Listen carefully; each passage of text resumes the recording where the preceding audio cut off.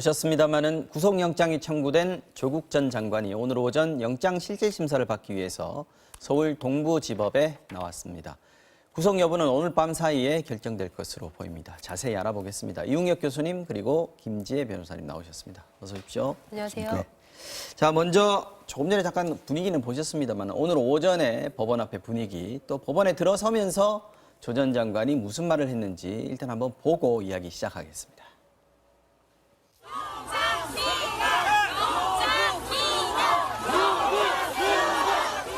122일입니다. 첫 강제 수사 후에 122일째입니다. 그동안 가족 전체를 대상으로 하는 검찰의 끝이 없는 전방위적 수사를 견디고 견뎠습니다.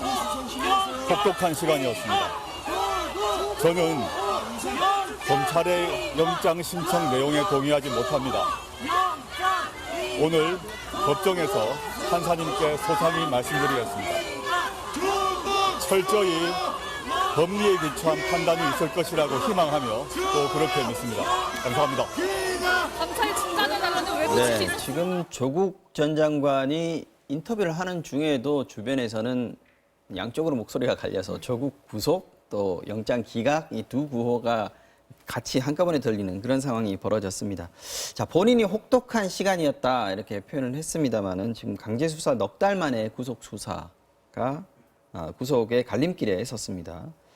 자, 검찰 조사받을 동안에는 비공개로 계속해서 드나들었었는데 이번에 법원에 나올 때는 카메라 앞에 섰습니다. 네, 그렇습니다. 그 포토라인에 대한 그 개선 방안은 그 법무부 훈령에 근거해서 네. 검찰청에서는 그 가능했지만 그 법원에서는 반드시 그렇지 않았던 것 같습니다. 그래서 10시 5분에 짤막하게 소회를 밝힌 것 같습니다. 뭐 두 가지 사항으로 그 요약될 수 있겠죠. 첫 번째는 혐의를 이제 부정하는 내용인 것 같습니다.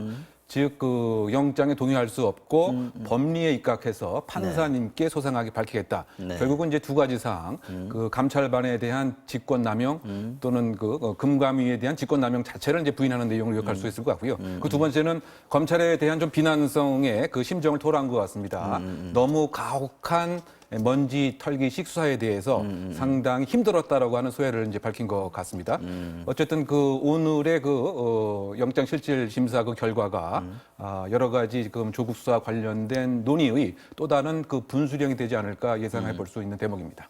간략하게 소개해 주셨습니다만은 지금 오늘 조국 전 장관은 검찰 영장 신청 내용에 동의하지 못한다라고 얘기했고 철저히 법리에 기초한 판단이 이루어질 거라고 희망한다라고 얘기했는데 지금 아마도 검찰하고 조 전 장관 측 지금 상당히 판사 앞에서 공방이 치열할 것 같습니다. 핵심 쟁점 조금 더 자세하게 설명해 주신다면. 네, 검찰이 지난 16일이랑 18일 두 차례 이제 조 전 장관을 불러서 조사를 했고요. 그리고 나서 23일 날 이 구속영장을 청구하게 되었는데 혐의는 이렇습니다. 조 전 장관이 유재수 전 부시장이 금융위원회 금융정책국장으로 재직하던 시절에 어떤 이 감찰에 대한 최종적 책임을 지고 있는 청와대 민정수석으로 근무를 했었다는 것이죠. 그렇죠. 그런데 그 와중에 이 유재수 전 부시장의 어떤 그 비위 첩보를 입수하고도 네. 이제 이 내용을 수사기관에 어떤 그 수사 의뢰하지 않고 왜 수사 의뢰를 안 하고 끝냈느냐. 네, 그렇죠. 그 부분 한 부분과 그다음에 이제 금융위원회에서는 사표를 받으라고 통지를 했어요.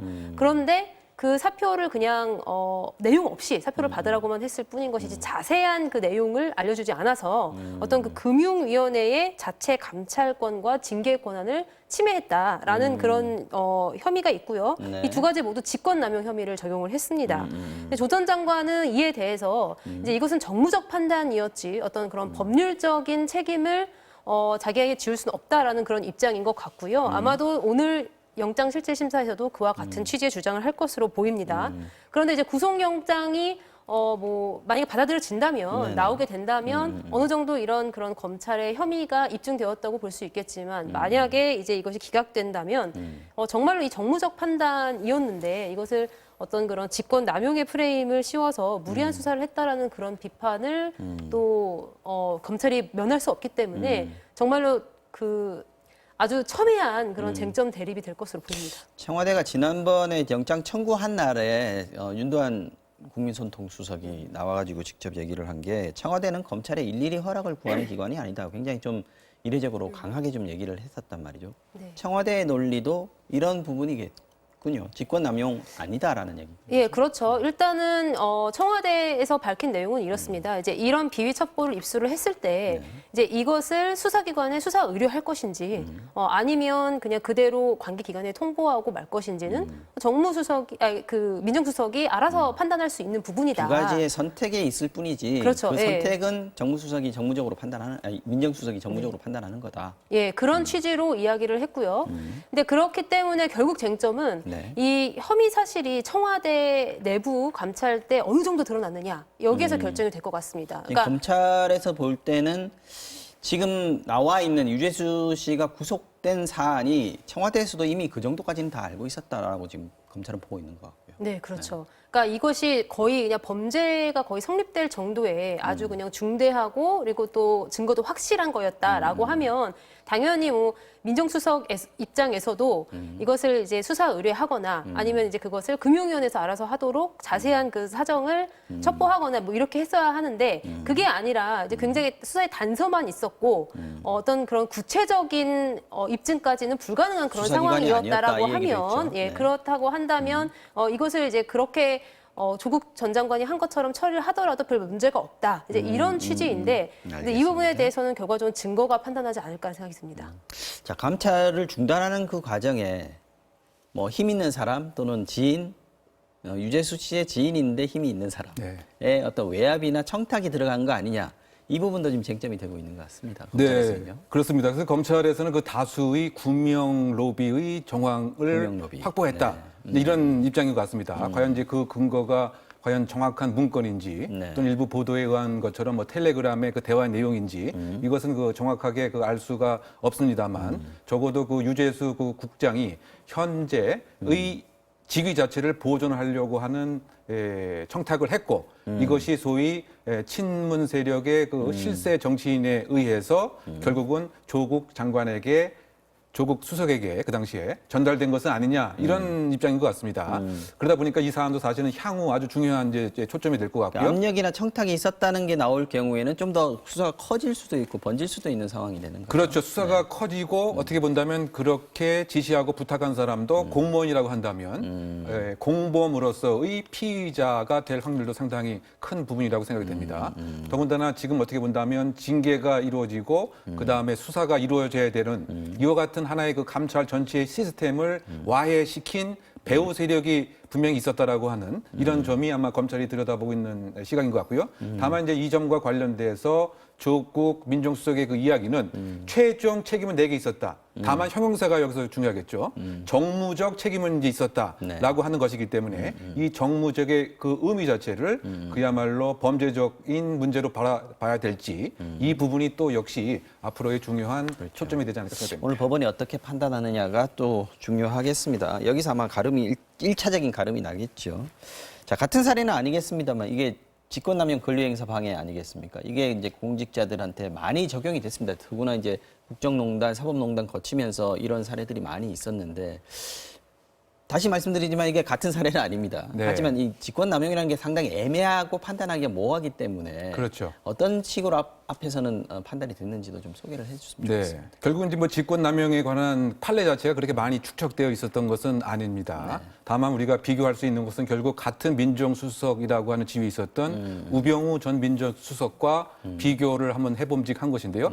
다만 그 당시에 이제 국정농단의 여러 가지 사항을 알면서도 모르는 척한 이런 혐의에 의해서 우병우 민정수석은 3번 영장을 청구한 끝에 결국 영장이 발부가 되었습니다. 그만큼 이제 직권남용에 대한 법리 자체가 상당히 애매하고 모호할 수가 있습니다.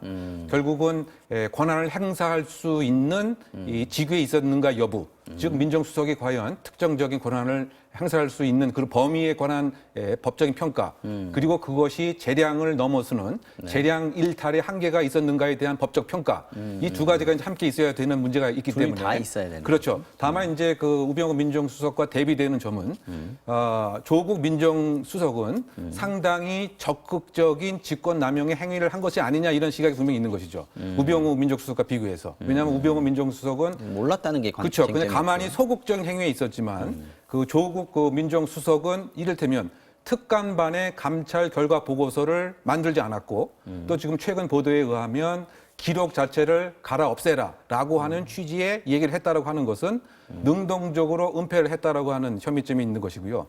또 하나 또 중요한 것은 금감위에 대한 징계 절차와 관련돼서 네. 징계 절차를 없도록 하는 압력을 행사했다라고 구속영장 청구서에 기재되어 있는 것 같습니다. 그게 확인된 건 아니죠, 아직은요. 영장 청구에서 그렇게 있다고 이제 보도가 이제 나온 것 보도가 같고요. 나왔다는 거고요. 그 다음에 그 국회의 정무위 등의 이제 승진과 관련돼서 의뢰가 왔을 때 아무 문제가 없다라고 이렇게 얘기를 했기 때문에 상당히 능동성과 적극성이 있다고 하는 점에서는 우병우 민정수석의 직권남용보다는 조금 더 강한 죄질의 가능성이 있는 것이 아니냐라고 하는 이런 평가도 해봄직한데요. 단순히 감찰의 결과를 금융위 쪽으로 이첩만하고 끝난 게 아니고 그 과정에서도 이렇게 좀 무마하려고 하는 행동들이 좀 더 있었다라는 게 지금 현재 나오고 있는 보도들이라는 얘기죠. 네, 그렇습니다. 그러다 보니까 이제 직권남용의 그 범위 한계가 어떻게 평가될지, 뭐 다른 사례에서는 결국 이제 그 총책임자에겐 직권남용 혐의가 주로 인정이 되었습니다. 예를 들면 이제 그 양승태 대법원장 같은 경우 직권남용이 인정이 된 영장이 발부가 됐고 같이 영장이 청구된 그 박병대 대법관은 영장 기각됐습니다. 비슷한 맥락에서 강신명 청장에게는 그 사찰과 관련돼서 영장이 발부가 된 반면 정보국장은 이제 기각이 되었습니다. 네. 그리고 또 다른 그 사항에서 수사가 상당 부분 이제 그 진전이 되었기 때문에 네. 구속의 필요성이 없다고 하는 이유로 같은 직권남용 혐의지만 그 환경부 장관 같은 경우 또 역시 영장이 기각됐기 때문에 이런 것을 그 네. 종합해 본다고 한다면 오늘 어떻게 될지를 가늠하는 기준은 되지 않나 생각됩니다. 과거 사례하고 지금 직접 비교하기는 상당히 힘든 상황인 것은 맞는 것 같습니다만 그냥 예전에는 이랬었다, 직권남용이 이렇게 복잡하다 정도를 이해하는 수준으로 보면 될 것 같습니다.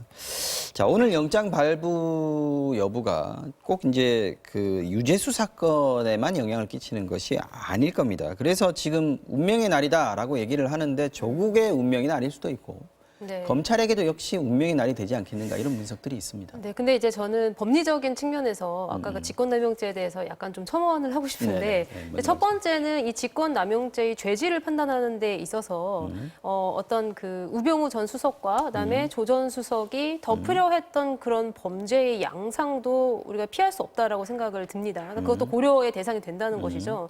근데 이제 우병우 전 수석 같은 경우는 이제 국정농단 사건을 보고도 덮었다는 것이고 그래서 이번에 이제 조 전 수석 같은 경우에는 만약에 범죄 혐의가 인정된다고 하더라도 약 한 4천만 원대 정도의 어떤 그런 뇌물 혐의를 지금 덮었다라는 그런 것이기 때문에 이제 이런 부분에 대한 어떤 죄질의 차이도 인정 죄의 무게가 다르다. 그렇죠. 그것이 아마 고려되어야 된다라고 생각이 들고요. 그다음에 또 하나는 이게 지금 직권남용죄가 적용이 되긴 했지만 법리상 약간 의문인 것이 직권남용 권리행사 방해보다는 직무유기에 더 가까운 행위라고 저는 판단이 돼요. 왜냐면은 이제 이것이 어차피 이 권리 행사를 방해한다라고 했을 때 이 권리가 민정수석에게 있었던 권리인데 본인이 본인의 권리를 방해한다라는 것은 이제 약간 조금 어폐가 있다. 네, 그렇죠. 좀 논리적으로 맞지 않고 그다음에 또 금융위원회의 어떤 감찰 권한도 금융위원회가 그것을 이미 알 상태에서 그것을 중단시켰다라고 하면 모르되 전혀 모르고 있는 상황에서 알려주지 않은 행위를 이걸 행사를 방해한 것으로 적극적으로 해석할 수 있느냐의 문제도 조금 있어요. 그래서 어제 이런 부분에 대한 어떤 법리적인 다툼이 있지 않을까라는 그런 생각이 듭니다. 그다음에 어쨌든 영장이 만약에 발부된다면 영장 발부될 때 그 전제 조건은 범죄 혐의 사실에 대한 소명이기 때문에 어느 정도 이제 검찰의 입장에 무게가 실리게 되는 것이고요. 만약에 영장이 기각된다라고 하면 그 내용도 굉장히 중요할 것이다라는 기각 생각이 사유를 듭니다. 뭘로 밝히느냐 또 영장 발부의 사유를 뭘로 밝히느냐 이 부분이 중요하다. 예, 그렇죠. 기각이 됐을 때 이제 범죄 사실이 소명이 안 됐다. 이제 이렇게 나온다고 한다면 검찰이 정말 타격을 많이 받는. 타격을 많이 받게 되죠. 그리고 그렇지만 그게 아니라 범죄 사실은 소명됐지만 도주 우려나 증거 인멸의 염려가 없다. 이렇게 해서 영장이 기각되는 사례가 있었고 바로 그 조 전 장관의 동생이 그렇게 나올 수 처음에 있죠. 이제 영장 기각될 때 이제 그런 사유였잖아요. 만약에 이렇게 돼서 불구속 재판이 된다고 하면은 뭐 어쨌든 범죄 사실은 소명됐다고 했기 때문에 검찰 입장에서는 어떤 수사의 동력을 잃지 않을 수 있는 이제 그런 상황이 될 것 같습니다. 이 교수님 어떻게 보세요? 이 이 구속영장의 발부 여부가 앞으로의 수사에 어떤 영향을 끼칠 것이다. 좀 간략하게 좀 전망을 좀 해주시죠. 뭐 두 가지 경우의 수를 우리가 예상해 볼 수 있지 않겠습니까? 만약에 그 기각이 됐다라고 한다면 그 조국 장관에 대한 과잉 기소였다. 소위 그 먼지털이식 수사였구나라고 하는 하나의 답안이 내려지는 뭐 이런 그렇죠. 형태가 그 예, 되겠죠. 예, 예. 반면에 만약에 그 발부가 된다고 한다면 이것은 하나의 연결고리가 분명히 되지 않을까 생각이 됩니다. 즉 바꿔 얘기하면 조국 장관 스스로가 결정을 한 것이 정말 맞는 것인지 그렇다고 본다면 누가 어떠한 이유로 영향을 끼쳤는가에 대한 수사를 할 수 있는 하나의 징검다리가 확대의 분명히 기로가 될 수 있다. 될 수가 있습니다. 그렇다면 지금 그 문재인 정부의 그 중간 시점에서 이른바 권력형 비리로 확산 진화 발전될 가능성이 분명히 그 있게 되는 것이고요. 그 마찬가지 맥락에서 지금 조국 장관의 이 일가의 비리와 관련된 그 수사도 뭐 여러 가지 면에서 영향을 받을 가능성이 상당 부분 이제 크지 않겠는가. 뭐 이런 측면에서 그 봤을 때는 오늘 밤에 조국 장관이 귀가를 하느냐 또는 귀가를 하지 않느냐가 사실은 그 정권의 여러 가지 지금까지의 도덕성과 또는 그 절차적 공정성 국민들이 생각했던 그런 점에서도 천양지차 또는 그야말로 세를 모을 수 있는 뭐 이런 하나의 촉매제 또는 징검다리의 리티머스 시험지가 되지 않을까 이렇게 알겠습니다. 예상해 봅니다. 지금 정영인 교수 구속돼 있고 동생 구속돼 있고 지금 조카까지 지금 구속이 돼 있는 상황인데 지금 조국 장관의 구속 여부에 이게 영향을 준다고 생각하십니까? 아니면은 다른 사건이기 때문에 영향을 미치지 않을 것이라고 보시는지? 일단 기본적으로는 다른 사건이기 때문에 영향을 미치지 않는 것이 원칙이겠지만 지금 이 사안 자체가 이제 굉장히 세간의 주목을 많이 받고 있는 그런 상황이고요. 그리고 또 일가족이 지금 전부 거의 그 구속이 된 그런 상황이기 때문에 이 점에 대한 어떤 법원의 정무적 판단도 있을 것이다. 그러니까 법원에게 정무적 판단이 전혀 없을 것이라고 하는 것은 저는 이치에 맞지 않는다고 생각하고요. 뭐 예전에 무슨 이철이 장영자 어음 사기 사건에서 부부가 함께 구속된 적은 있지만 이것은 부부가 공범으로 행동했을 때 이제 그런 일이 있었던 것이고 이 사안에 있어서는 어떤 그런 전체 가족들이 전부 수사 대상이 된 점이 어느 정도는 고려되지 않을까라는 생각이 좀 듭니다. 앞에 사건을 그러니까 이전에 진행되던 사건을 불구속 기소하는 것으로 정리를 하고 이건 또 구속을 한번 영장을 한번 쳐보는 이런 검찰에서는 계산을 할 수도 있을 것 같다는 생각이 듭니다. 네, 그렇죠. 지금 현재 정경심 교수에 대한 재판에 있어서 어떤 그런 그 공소장 변경의 문제 이런 부분과 관련해서 검찰과 법원이 굉장히 대립하는 그런 모습을 보였죠. 근데 만약에 공소장 변경이 결국 되지 않는다면 일단은 정경심 교수 같은 경우에는 구속에서 풀려나게 될 가능성도 굉장히 높습니다. 이제 그런 것들까지 다 고려를 해서 이번에 구속을 결정할 것인가. 근데 그런 것까지 재판부가 다른데 법원이 그것까지 고려할 수 있을지는 잘 모르겠습니다. 중앙지법, 동부지법 지금 네. 사항 다릅니다. 자, 여기까지 하고요. 다음 이슈로 넘어가 보겠습니다.